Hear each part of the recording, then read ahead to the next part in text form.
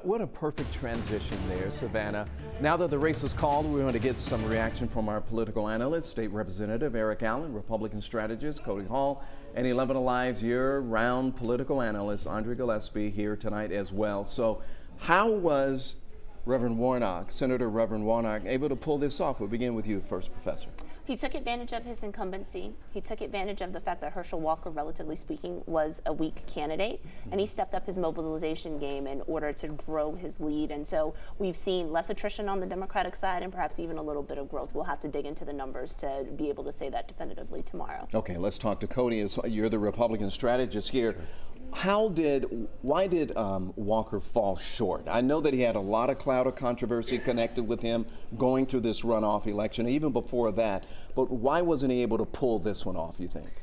I'd start with the fundraising disadvantage that he had against Senator Warnock. Warnock was the highest raising Senate candidate for Democrats across the country.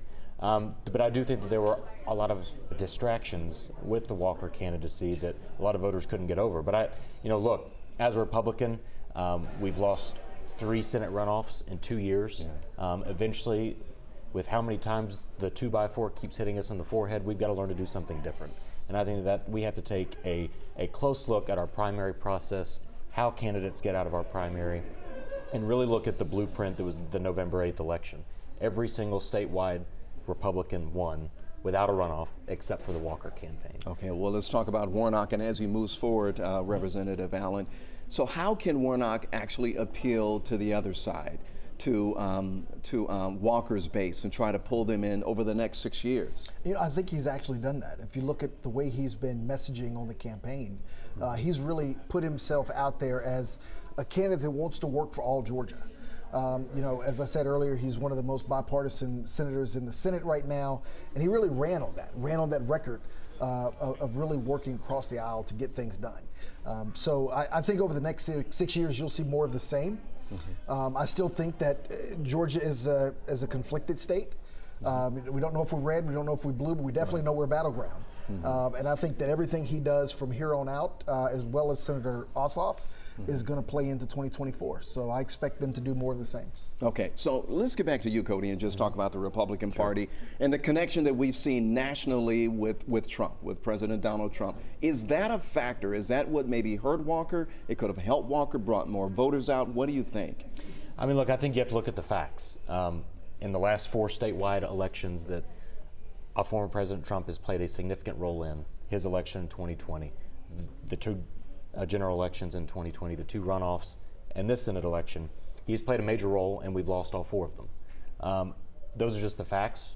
Those are the numbers. So I think as Republicans, we have to take a clear look at how we nominate our candidates and how we run our campaigns. And I think, again, if you look at Governor Kemp's campaign, some of the other statewide elected Republicans down the ballot on November 8th, they ran campaigns focused on the issues, not on the past, not on what was going on nationally, not on support of current or former presidents. They stayed focused on what they were doing in that moment to help Georgians fight through inflation, rising gas prices, what they were going to do to help them in their everyday lives. And I think we've got to realize that going forward, that's the way to win elections. We have the blueprint. Let's go out and use it. Yeah, what do you think, Professor? Should the Republicans now separate themselves from the former president? Do you think that will continue to hurt them in the future?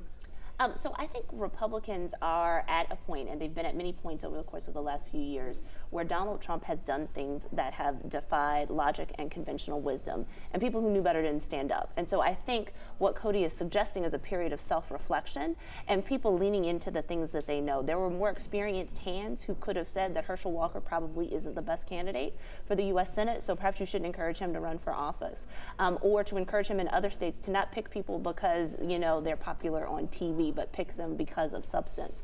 And I think people are actually learning the hard lessons of things that they already knew, but they were too afraid to say to Donald Trump because they were afraid of his base. And so I think that this is a time of reflection and a time for people to stand up for the things that they know to be true, even if in the short term it's unpopular. And that's been the tough decision that Republicans have often refused to make. They've sometimes put short-term gain or not rustling feathers ahead of doing the things that they know to be right, that actually in the long run could actually end up helping them. Okay, well, we're just 15 months away from possibly making another decision, right? And so we'll be talking about this in the future as well. Thanks a lot. We really appreciate you guys staying all evening long.